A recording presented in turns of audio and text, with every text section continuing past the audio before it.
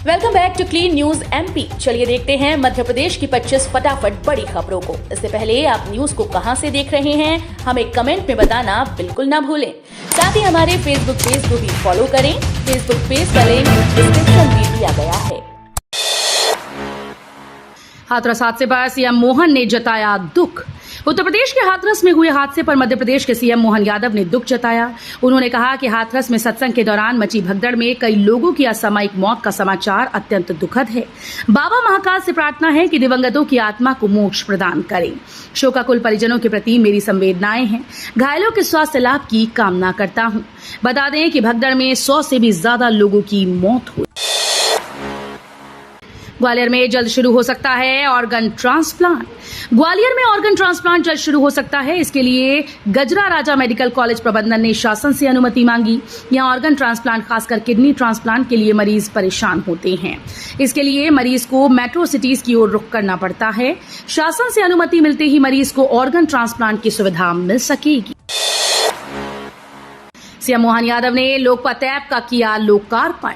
MP में Lokmat mobile app का CM Mohan ने लोकार्पण किया। इस दौरान उन्होंने कहा कि सरकार के सभी विभागों को जनता के प्रति अधिक से अधिक जवाबदेह बनाना हमारा लक्ष्य है। लोक निर्माण विभाग जनता के प्रति अधिक पारदर्शी और जवाबदेह कार्यप्रणाली अपनाते हुए अग्रसर हो, इसी उद्देश्य से लोकपत मोबाइल ऐप का लोकार्पण किया जा रहा है।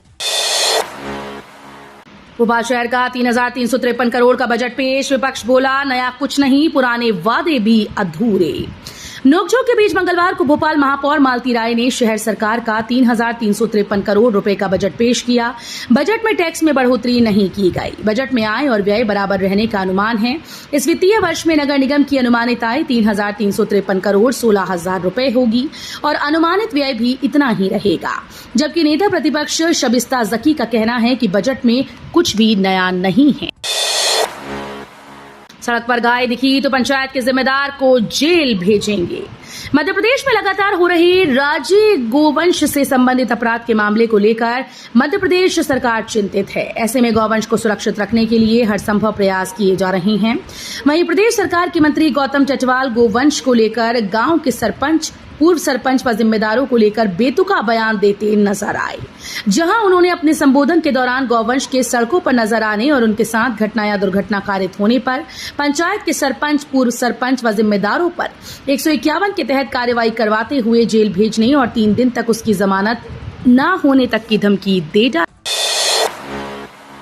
किसानों को मालामाल कर देगी धान बुआई की ये पद्धति। कम पानी व लागत में ले सकेंगे बम्पर पैदावार। प्रदेश में किसान अब ड्रिल पद्धति से धान की बुआई कर फसल की पैदावार लेंगे। राजमाता विजयाराजे कृषि विश्वविद्यालय के कृषि विज्ञानियों की देखरेख में 3 किसानों ने धान की बुआई की और अच्छी खबर ये है कि धान अंकुरित होकर उसकी पौध खेत में दिखाई भी देने लगी। आयुष्मान भारत योजना के अंतर्गत हमीदिया अस्पताल में मरीजों के इलाज में आ रही कठिनाई। हमीदिया अस्पताल में आयुष्मान भारत के मरीजों को इलाज मिलने में कठिनाई का सामना करना पड़ रहा है। ये जानकारी 6 माह की रिपोर्ट के आधार पर हुई। इसमें जीएमसी डीन द्वारा विभागों को एचओडी व प्रोफेसर को पत्र लिखा है, जिसमें लिखा है कि बीते 6 माह में आपके विभाग का कार्य निम्न स्तर का रहा, जिसके चलते एक ओर आयुष्मान भारत के मरीजों को उपचार मिलने में परेशानी हो रही है, वहीं संस्थान को वित्त लाभ मिलने में कठिनाई भी हो रही है। डीएवीबी इंदौर में नए कोर्स की हो रही शुरुआत। युवाओं का भविष्य संवारेगी यूनिवर्सिटी। समय के साथ रोजगार भी बदले हैं। अब विद्यार्थियों की रुचि परंपरागत कोर्स के अतिरिक्त ऐसे कोर्स में बढ़ रही है जो जल्द से जल्द रोजगार उपलब्ध कराएं और कमाई भी अच्छी हो। इसी का परिणाम है कि शहर में अब कई ऐसे कोर्स शुरू हो चुके हैं जिनके लिए युवा अन्य शहरों की ओर रुख करते थे। हाल ही में देवी अहिल्या विश्वविद्यालय में एमएससी योग भी शुरू हो गया, जिसे खासा रुझान मिल रहा है। मध्य प्रदेश में डायबिटीज के 10.67 लाख, हाइपरटेंशन के 18 लाख मरीज। मध्य प्रदेश में हाइपरटेंशन के करीब 18 लाख और डायबिटीज के 10.67 लाख मरीज मिले। यह आंकड़ा नेशनल हेल्थ मिशन की स्क्रीनिंग में सामने आया। Journal of epidemiology and community health के एक शोध के अनुसार मधुमेह से पुरुषों में स्ट्रोक और हार्ट फेलियर का जोखिम 44% है, जबकि महिलाओं में 31%। हिंदू मुस्लिम के बाद जैन समाज का भोजशाला पर दावा। खुदाई में निकली मूर्तियां उनके देवी देवताओं की। भोजशाला में जारी सर्वे कार्यों के बीच विगत दिनों एक नई बहस का दौर शुरू हो गया, जहां पर हिंदू और मुस्लिम पक्ष के भोजशाला में चल रहे अधिकारों की विवाद के बीच हाईकोर्ट में विश्व जैन संगठन की राष्ट्रीय कार्यकारिणी के सदस्य सलेख चंद्र जैन के द्वारा दायर की गई याचिका का जिक्र आया। इसमें सलेख चंद्र जैन ने भोजशाला में कालांतर में जैन गुरुकुल होने के साथ ही जैन धर्म से संबंधित अंबिका देवी और सरस्वती देवी के अलावा जैन गुरुकुल के प्रमाण ASI द्वारा की गई खुदाई में प्राप्त होने का दावा किया। पर्यावरण यात्रा लेकर विहार कर रहे आचार्य प्रज्ञा सागर महाराज। अति प्राचीन श्री दिगंबर जैन तीर्थ स्थल के प्रणेता आचार्य प्रज्ञा सागर महाराज के द्वारा भारत भर में पर्यावरण यात्रा के रूप में विहार किया जा रहा है। ये यात्रा मध्य प्रदेश से गुजरकर राजस्थान पहुंच रही है। जैनाचार्य प्रज्ञा सागर महाराज के द्वारा निकाली जा रही ये पर्यावरण यात्रा नजरपुर घटिया होते हुए ग्राम डाबला हरदू पहुंची, जहां सैकड़ों समाजजनों और ग्रामवासियों ने आचार्य भगवंत और अन्य साधु साध्वी मंडल की अगवानी की। 51 लाख पौधे शहर में लगाने के लिए 20 करोड़ देगी प्रदेश सरकार। 30 लाख गड्ढे हो चुके अब तक। इंदौर में 51 लाख पौधे लगाने के लिए सभी विभाग जोर शोर से तैयारियां कर रहे हैं। वन विभाग, नगर निगम, IDA सबसे ज्यादा पेड़ अलग अलग स्थानों पर लगाएगा। प्रदेश सरकार ने इस अभियान के लिए 10 करोड़ नगर निगम और 10 करोड़ वन विभाग को देने की घोषणा की। इसके अलावा शहर के समाजसेवी संगठन भी शहर भर में पौधे लगाएंगे। इस अभियान के लिए शहर में अभी तक 30 लाख गड्ढे हो चुके हैं। नरसिंह घोटाले को लेकर भोपाल में 24 घंटे का सत्याग्रह, पटवारी भी हुए शामिल। मध्य प्रदेश में इन दिनों नरसिंह घोटाले सहित विभिन्न परीक्षाओं में फर्जीवाड़े को लेकर कांग्रेस विधानसभा से लेकर रोड तक सरकार को घेर रही है। नरसिंह घोटाले में लगातार मंत्री विश्वास सारंग के इस्तीफे की मांग की जा रही है। कांग्रेस लंबे समय से इस मामले में कड़ाई से जांच की मांग कर रही है। मंगलवार को मध्य प्रदेश युवा कांग्रेस ने नरसिंह घोटाले को लेकर सत्याग्रह शुरू कर दिया है। MP में राहुल गांधी पर भड़क उठे कांग्रेस के विधायक, मुद्दे उठाने पर दे डाली सलाह। राहुल गांधी के कथित हिंदू विरोधी बयान पर देश भर में बवाल मच गया। पीएम नरेंद्र मोदी से लेकर बीजेपी के तमाम नेता इसे आपत्तिजनक करार देते हुए उनसे माफी की मांग कर रहे हैं।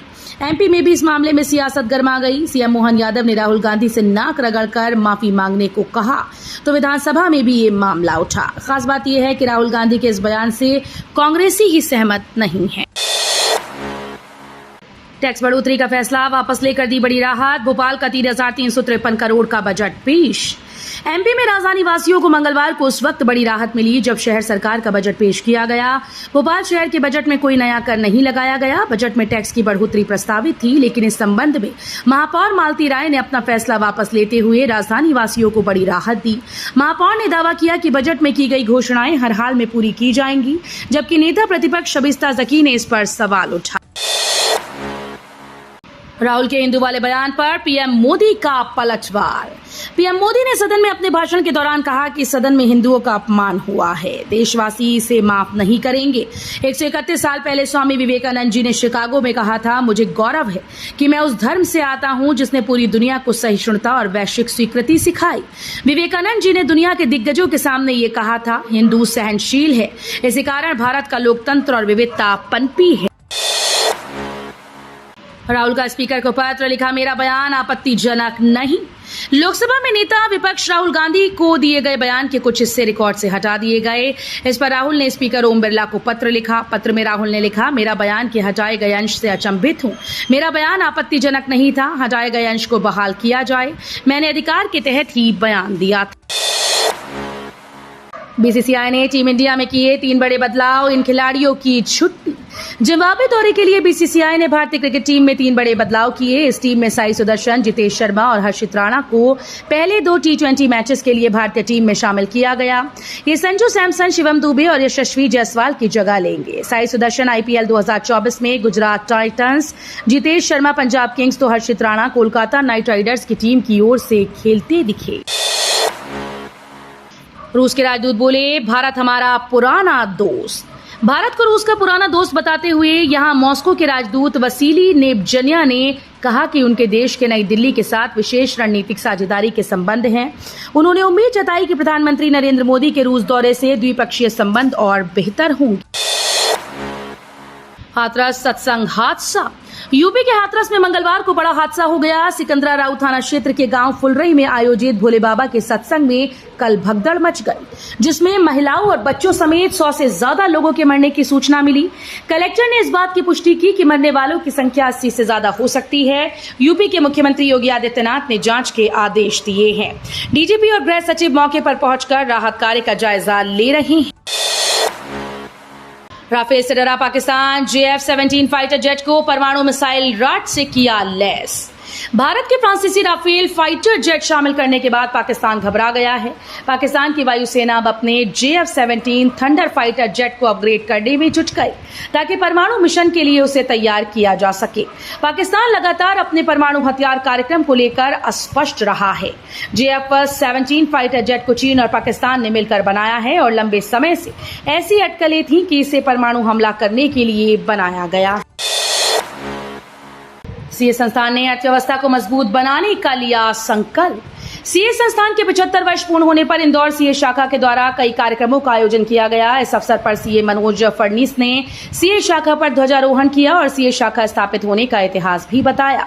सन 1913 में ब्रिटिश साम्राज्य में हर कंपनी को बुक्स रखना अनिवार्य किया गया। उसके बाद सन 1930 में लेखाकार का रजिस्टर बनाया गया और सन 1949 में सरकार को लगा कि लेखाकारों की नियमितता के लिए सीए संस्थान का गठन जरूरी है। 12 लाख सरकारी कर्मचारियों का महंगाई भत्ता बढ़ेगा, जल्द आएगी खुशखबरी।